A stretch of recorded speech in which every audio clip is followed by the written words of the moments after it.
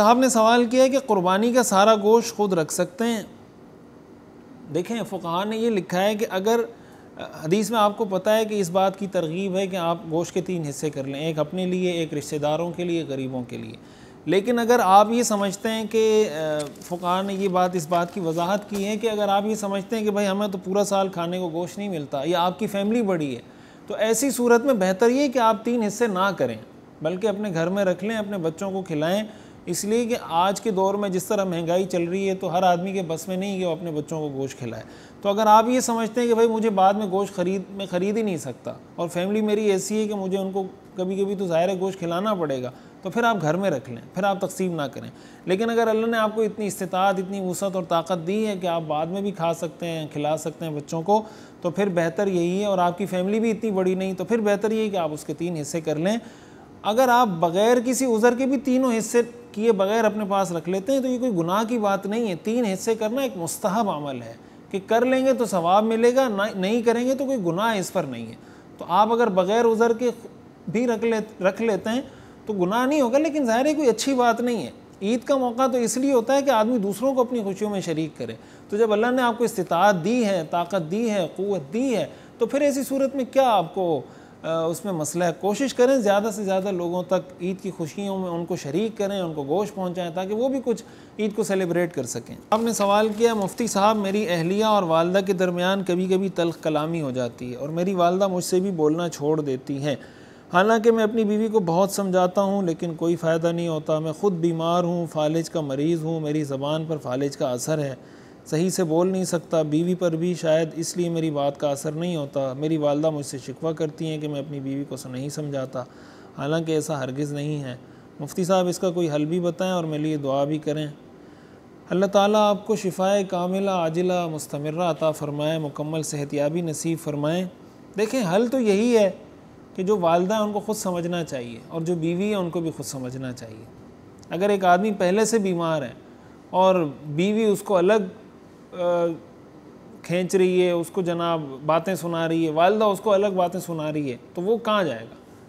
हमारे माशरे का ये बहुत बड़ा अलमिया है कि बीवी को खुश करो तो माँ नाराज़ हो जाती है, माँ को खुश करो तो बीवी नाराज़ हो जाती है। अब समझ नहीं आता, बंदा बोलता है मैं करूँ तो क्या करूँ। अब बीवी के भी हुकूक़ हैं, माँ के भी हुकूक़ हैं। अब अगर बीवी के हुकूक़ अदा करने से माँ नाराज़ होती है, तो माँ की नाराज़गी की आप बिल्कुल परवाह ना करें।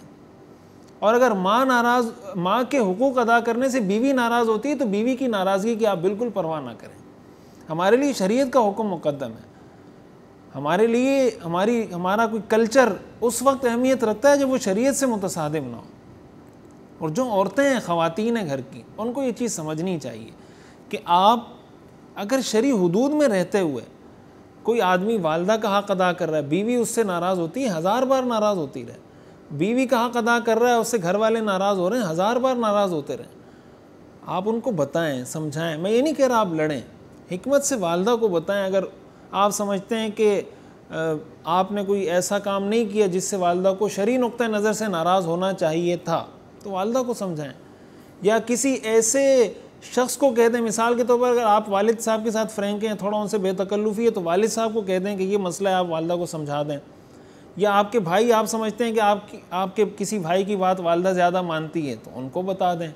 यही मामला इसके बरक्स है कि अगर बीवी नाराज़ होती है कि आप माँ की खिदमत क्यों करते हैं, आप माँ को पैसे क्यों देते हैं, आप ये क्यों करते हैं, वो क्यों करते हैं, तो उसको समझाएं कि ये मेरी माँ है, इसने मुझे जना है, इसने मुझे पाला है, इसने मेरी तरबियत की है, इसने मुझे खिलाया पिलाया है, ये उसका हक़ है मुझ पर, ये मैंने अदा करना है।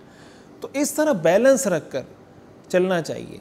और जो घर की ख़वातीन हैं, उनको इस चीज़ का एहसास होना चाहिए कि एक आदमी सारा दिन बाहर जाके मेहनत मजदूरी करता रहता है, घर आता है तो पता चलता है जनाब बहू और सास आपस में लड़ रहे हैं, तो दिन को वो काम करता रहेगा, रात को आके सुलह करवाता रहेगा। तो ऐसे आदमी की ज़िंदगी तो अजीरन हो जाएगी, वो क्या ज़िंदगी गुजारेगा ऐसा आदमी। तो अगर किसी घर में ऐसा माहौल है, तो मैं उनसे ये रिक्वेस्ट करूँगा, ये दरख्वास्त करूँगा कि खुदा के लिए अपने घर से ऐसे माहौल को ख़त्म करें। इससे नफ़रतें बढ़ती हैं, इससे दिलों में बुग़्ज़ आता है, दिल में कदूरत आती है, एक दूसरे से दूरियां पैदा होती हैं, और फिर उसकी वजह से घर में नहूसत आती है, बेबरकती आती है। ज़ाहिर है आपके दिल में किसी के लिए बुग़्ज़ है, नफ़रत है, हसद है, तो आपका दिल अल्लाह की तरफ कैसे मुतवज्जह होगा। आपको नमाज में सुकून कहाँ से मिलेगा, आपको अल्लाह के ज़िक्र में सुकून कहाँ से मिलेगा। तो कोशिश करें घरों में ये चीज़ें ना आने दें, हत्तल इम्कान इन चीज़ों को। इंसान है, ज़ाहिर है कुछ थोड़ी बहुत खटपट हो जाती है, लेकिन कोशिश करें इसको जल्द अज जल्द ख़त्म कर दिया करें।